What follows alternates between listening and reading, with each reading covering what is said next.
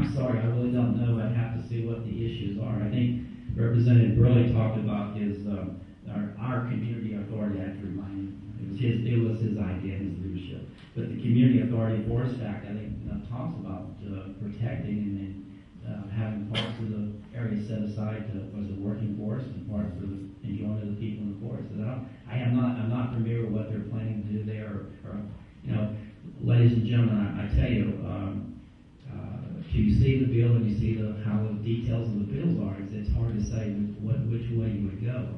I'm going to protect the environment, I'll tell you that. And take a back step to the Metolius issue of Senate Bill 30. Representative Burley and I spent hours and hours hearing all sides on that issue. We looked at maps, we looked at satellite maps. It's our belief, I think it was my belief, I won't say for him, it's my belief that the resorts that they were looking at possible siting for were not even the Metolius River. They were actually the huge river basin, because they're up over the ridge.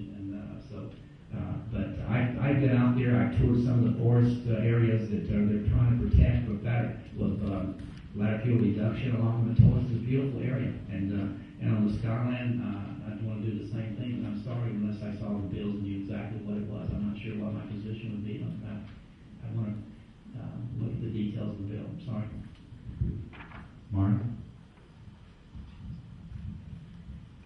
I think if we're talking about legislative exceptions for an individual piece of land, we have to be very, very careful.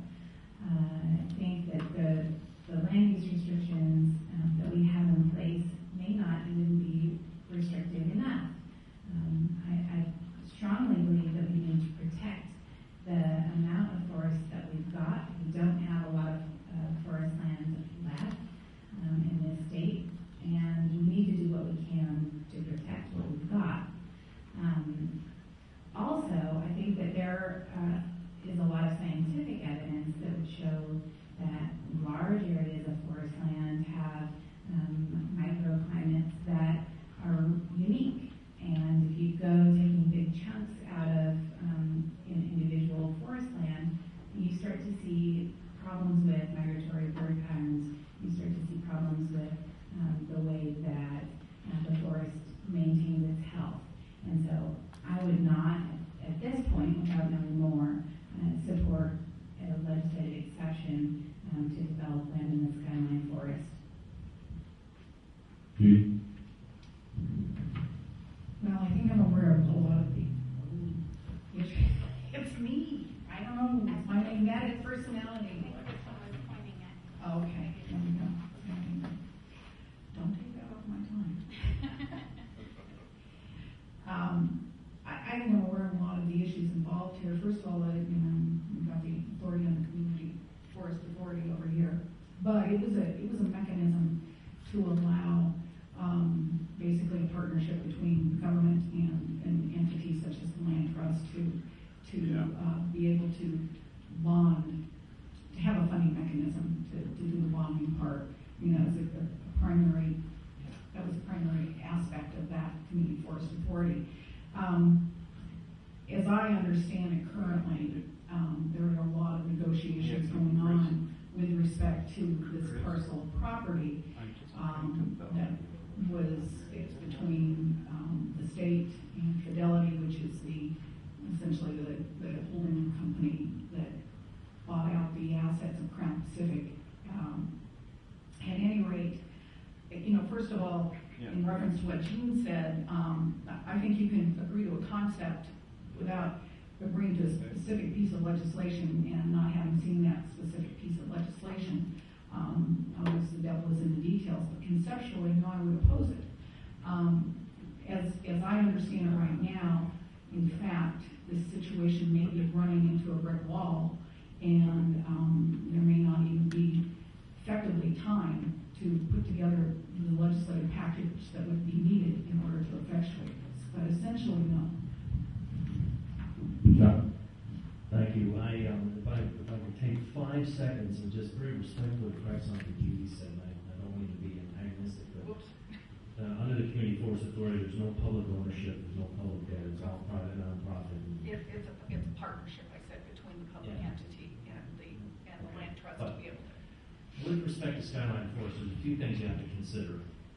It's private ownership, and under the land use laws, they've got rights that they can develop that. I think it's on 240. I don't know the specific number, but they could develop that property today if they wanted to.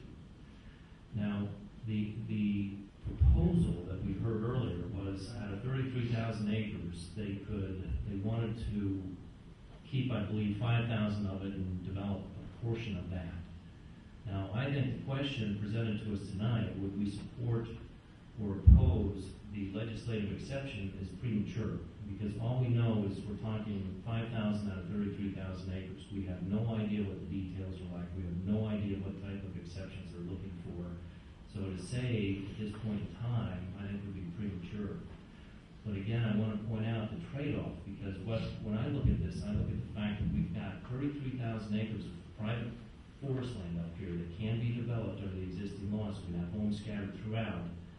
Or can we somehow try to figure out a way that if there's going to be any development, that we can try to concentrate it? So it goes back to my earlier comment about the wildland-urban interface and making it a little bit more manageable problem. Thank you. I was hoping to learn about this project from my representative, Gene Wisner, but he failed me. So then I had to rely on my neighboring representative, 54, to inform me about it. I think he did a good job. It is a technical matter, but the way I look at all these issues, does it serve a public interest? And you have to take everyone on its own, and if it makes sense for the public as a whole, and it's been properly reviewed, then, that's fine. I don't see any problem with it. On the issue of, I think Gene said everybody at the table here supported land use. I said I wanted to take a second look at it, review it. That doesn't mean we throw them out. I think it's just time to review land use laws. They've been around for a while, the so-called sagebrush days. You take another look at it. So, but there might be some, with the discussion, the way it's going, there might be some way we can have like regional land use to make more sense. As the topography and the geography changes, there may be different rules for the east side and different rules for what's on the other side of the Cascade Mountains. So that's one thing that we could review. So that makes more sense that not everything is determined by the coast or by the valley. So that would be my point of view on this matter.